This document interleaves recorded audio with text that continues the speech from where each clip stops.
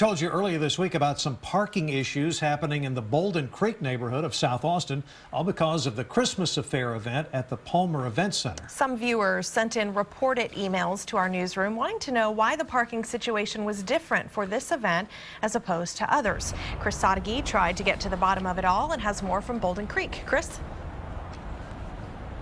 Yeah, for the people coming to the Christmas Affair, there's a shuttle that drops them off at the door. They can pay for parking in the garage, but they can park for free across the street in the Bolden Creek neighborhood. Good news for the people coming here, although it does come with some caveats.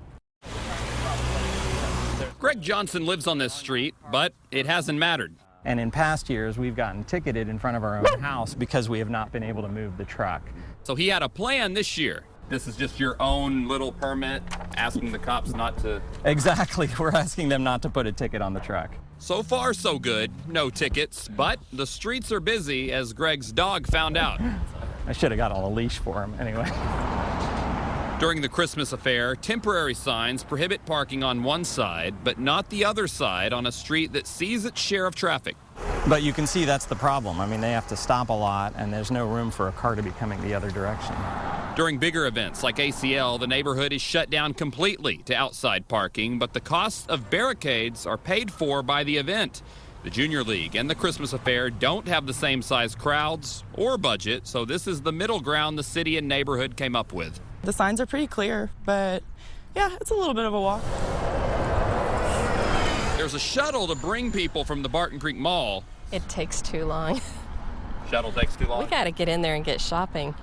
But those who have already waited too long for Christmas, they get a little help from Bolden Creek. It's not terribly inconvenient.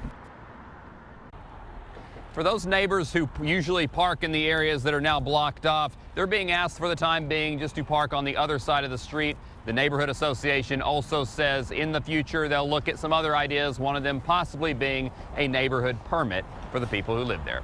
We're live in South Austin tonight. Chris Sadeghi, KXAN News. And this year, officials took extra steps to stop people from parking in nearby neighborhoods for ACL. In October, you may remember, Rollingwood police started requiring permits for city streets on both weekends of that festival. That way, only residents could park in their own neighborhoods.